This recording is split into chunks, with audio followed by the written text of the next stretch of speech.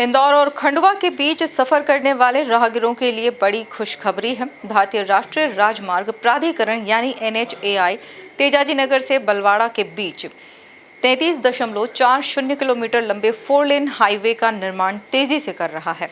MP news TV के साथ exclusive बातचीत में NHAI के रीजनल ऑफिसर SK सिंह ने कहा कि इस मार्ग में 3 सुरंगों का निर्माण किया जा रहा है और घाटी क्षेत्र की चुनौतियों को देखते हुए NATM तकनीक और इलेक्ट्रॉनिक ब्लास्टिंग का उपयोग भी किया जा रहा है। देखिए खास बातचीत ऑफिसर से और जानते हैं कि क्या चीज़ें आने वाली और क्या कनेक्शन और कनेक्टिविटी यहाँ सुगम और बेहतर होगी।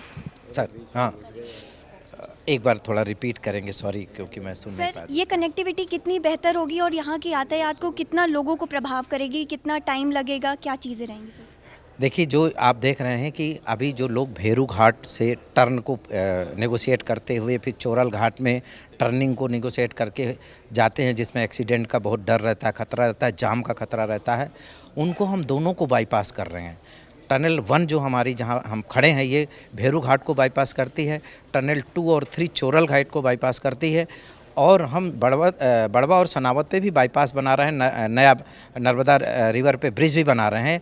तो ये तीनों कंजेस्टेड एरिया और प्रॉब्लम एरिया को बाईपास करके हम अभी जो इंदौर से ओंकारेश्वर जाने में लगभग 2.5 से 3 घंटा लगता है, वो हमारा 1.25 से 1.5 घंटा लगेगा। लगभग समय आधा हो जाएगा और एक्सीडेंट और दुर्घटनाएं भी नहीं होगी और जाम से भी हमें मुक्ति मिलेगी। सर, हम देख रहे हैं कि ये जो हाईवे है वो कनेक्ट करेगा हैदराबाद को और महाराष्ट्र को भी। तो सर, कब ये स्टार्ट होगा ओमकारेश्वर के लिए, हैदराबाद के लिए और महाराष्ट्र, तीनों अलग अलग जगह के लिए? अगर हम ओंकारेश्वर की बात करें तो ये हमारा लगभग दिसंबर के पहले चालू हो जाएगा अप टू ओंकारेश्वर तक, और इवन मध्य प्रदेश महाराष्ट्र बॉर्डर तक भी हम दिसंबर तक पूरा कंप्लीट कर देंगे।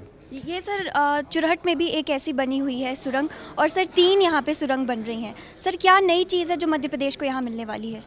ये तीनों सुरंगें मिलाकर के इनकी लेंथ होती है 1.8 किलोमीटर। तो ये अपने आप में एक नए तरीके का वो है, एक तरह प्रोविज़न है। टनल से हम एक तो सेफली बिना इन्वायरमेंट को प्रभावित किए हुए अपने ट्रैफिक को सुगम यातायात इंश्योर करते हैं। टनल के बनने से क्या होता है कि हम पहाड़ में कटिंग नहीं करते हैं, कटिंग से बचते हुए भविष्य में दुर्घटनाएं नहीं होती हैं कि पहाड़ धंसने से, कभी बरसात के मौसम में पहाड़ में लैंडस्लाइड होता है, उससे हम बचेंगे। पेड़ पौधे भी कटने का हमारा रिक्वायरमेंट नहीं रहता है। तो डेफिनेटली टनल और वायडक्ट जो ये टेक्नोलॉजी है, एक तो ये अलाइनमेंट को सीधा बनाती है, दूसरी होने वाली दुर्घटनाओं से भी हमें बचाती है। सर, पहाड़ को काट के ये टनल्स बनाई गई हैं, तो जितना सर यहाँ पे पर्यावरण संरक्षण को भी लेकर के चीज़ें हैं, तो सर उनमें क्या देख दाख हो रही है सर? उसमें हमने एक तो पेड़ों का काटना मतलब ज़रूरत नहीं पड़ी, तो एक तो हमने वो बचाया। दूसरा, इसके साथ जो टनल के अंदर का इन्वायरमेंट वर्क फ्रेंडली रहे, उसके लिए प्रॉपर अरेंजमेंट, ऑक्सीजन की सप्लाई, लाइटिंग की सप्लाई, वाटर सप्लाई, ये सारा हमने इंश्योर किया है। और मतलब इन्वायरमेंट के साथ साथ हम ये बहुत अच्छी कनेक्टिविटी लोगों को देने वाले हैं। जी बिल्कुल। तो इसी तरह आप देख सकते हैं कि यहाँ पे ट्रांसपोर्टेशन की कनेक्टिविटी पर्यावरण संरक्षण के साथ साथ की गई है, क्योंकि वन विभाग के ही एरिया लेकर के इसे बनाया गया है, तो वन विभाग पूरा इसे देख रहा है। और साथ ही NHAI का हैदराबाद और महाराष्ट्र से भी इसकी कनेक्टिविटी होगी। तो आगे चल के आपको महाराष्ट्र, मुंबई अगर जाना है या फिर हैदराबाद जाना है, तो उसकी भी बहुत अच्छी यातायात की आपको मिल सकती है कनेक्टिविटी। और साथ ही बता दें कि सिंहस्थ आने वाला है।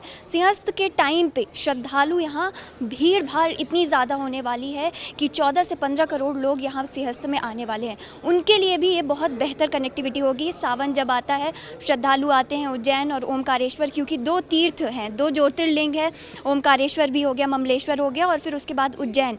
2 जगह की कनेक्टिविटी को ये बरकरार रखता है, और इस कनेक्टिविटी के साथ साथ श्रद्धालुओं को आसानी होगी। और वो इतनी बड़ी कनेक्शंस जो अलग रोड बनी हुई है उसको ना करके ये यहाँ पे डायरेक्ट टनल के अंदर से होते हुए चले जाएंगी। अभी हम मौजूद है टनल फर्स्ट में, जहाँ हमें बताया गया है, जो अधिकारी हैं वो बताएं कि कब तक ये स्टार्ट होगी। उनका वो है कि ये दिसंबर में शायद स्टार्ट कर देंगे, और दिसंबर में जब ये स्टार्ट हो जाएगी तो आप ओमकारेश्वर तक दिसंबर तक जा सकते हैं। और साथ ही ये जो फर्स्ट टनल है उससे मई तक वो कंप्लीट करने का वादा कर रहे हैं। तो अब देखना होगा कि आने वाले दिन में कितना सुगम सुरक्षित यातायात होता है।